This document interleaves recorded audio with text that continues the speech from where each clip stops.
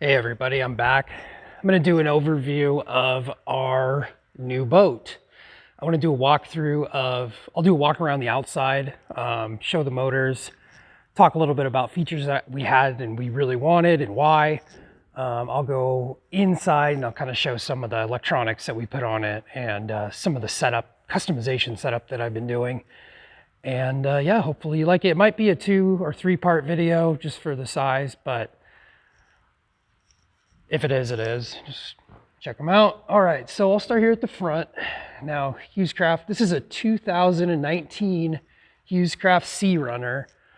It's 210, so it's 21 feet from the tip of the bow to the back of the transom. Now, it's 23, I think it's 23 feet, like 8 inches to the back of the offshore bracket.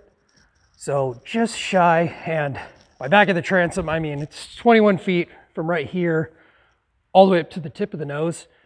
Now it's almost 24 out here. This is the offshore bracket, which a lot of boats are going this way. The cool thing about Hewescraft is this is an extended, it's not just a single platform. It actually extends your hull out, so it gives you more riding plane, and that's really good for handling weather and bigger chop. I mean, I'm in Oregon, so go out in the Pacific Ocean, you want something a little bit bigger because it can get kind of gnarly out there.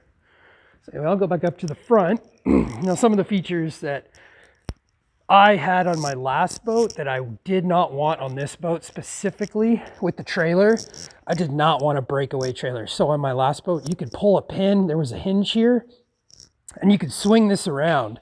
Now, it's great if you have like I had my old boat in my driveway, and that's great for that, but there are times where those have failed and you see boats rip right off, go in the ditch. So that's something we veered away from. This trailer's sweet. It comes with surge brakes, so it's pretty, basic, and it works good. Don't have to worry about electronics getting all jacked up from salt water. It's got a good jack. This Fulton, this 2-speed winch seems to work pretty well. And I'm really not here to talk about the trailer. If you have any questions, though, ask me, I'll let you know the best I can. So this boat, we had the diamond plate. So we really wanted the diamond plate. It's great. When you're pulling your anchor in the Columbia, you hit this. I'd rather hit my diamond plate than my actual side.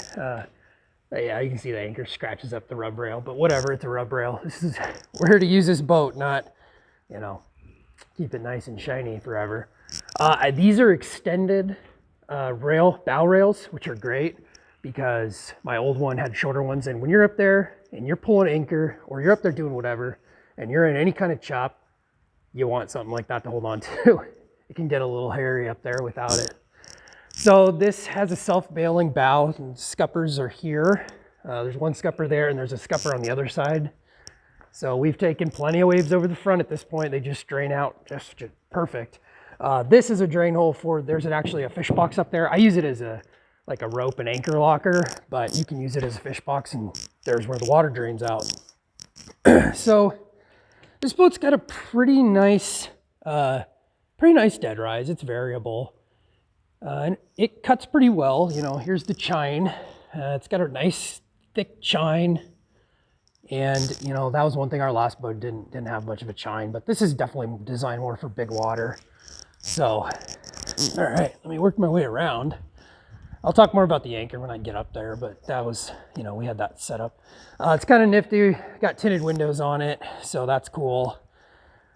Definitely a nice feature. One more thing I want to talk about the trailer. I actually bought these after the fact, and if you have a boat that doesn't have, or you're thinking about putting bunk guides on your boat, get these. These are awesome. Extended up bunk guides. I just use like 2x6, just like a pressure treated 2x6, and then the kit comes with the carpet, the outdoor carpet wrap, and then it comes with all the brackets and everything you need. The only thing I had to do is I did have to get taller bolts, but hey, not that big of a deal. But these are awesome. My old boat, I had a small guide down here that was a chine guide. It only came up about this high, but you're in big water or it's really windy out, which is tough with the hardtop. these are awesome. You come right in and it'll center you up pretty much perfectly, and you can adjust them. So if you're thinking about getting, you know, adding that to your boat, or if you're gonna get a boat, this is like a must, I think. I mean, and especially if you have someone or you need someone to drive the boat that's less experienced, these are gonna make it really easy to trailer, get on and off. So here are I have dual bilge pumps in this boat, and here's the ports where it spits it out. We have a step ladder for when it's summertime and we want to go swimming, jump off, or, you know, go tubing. Definitely pulling tubes this summer. And yeah, just for emergencies too, if someone comes overboard, that's how you get back on the boat. The cool thing about this boat that our last one didn't have is it does come with trim tabs, which is sweet. I haven't played around too much with them, but when you are leaning to one side, you can adjust your trim tabs and just trim it out perfect, straight, and seems like a cool, nifty feature to have. I know a lot of guys say they're a must, but first time having them, so yeah, we'll see. I'm sure can't hurt though. Here's a transducer. I went with all Garmin. I'm kind of a Garmin guy. I had it on the last boat and I really like it. I've debated going back and forth with Lowrance, but we went with Garmin and I couldn't be happier. It works pretty well. I added all this split loom because one thing that that does happen is you're bringing like a hook up and it can snag your line. You don't want your hook going right through your cable. That would not be good. And since this is a fixed cable, you'd have to replace this whole unit probably. So yeah, so I had split loom do a lot of stuff. Helps with safety, keeping my gear, you know, stuff when the fish are biting and you're reeling them in and it's going crazy. You want little things like that that can protect your gear and protect your equipment and make your whole life a lot easier. So we went with the Yamaha. This boat's rated for 225. We went with the 200. I've seen other videos of guys talking about 200. I know a lot of people have gone with the 200s. It's pretty awesome. This is a perfect motor for this boat, especially with the hardtop. This thing, it runs great. It's got plenty of power. It'll do about 42 miles an hour with 4 people on board and a full tank. And this boat has a 90-gallon tank, so it's quite heavy.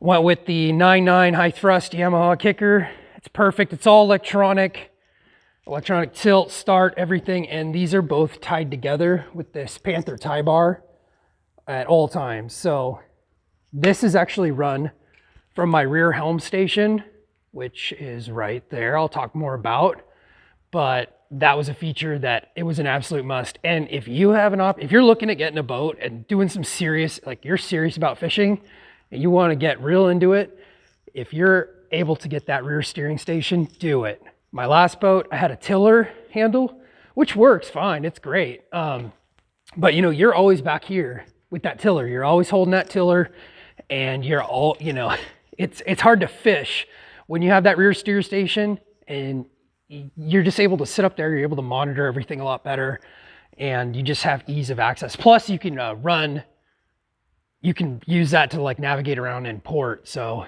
anyway, that's a cool feature. There's another drain hole. This one's for the fish box back there.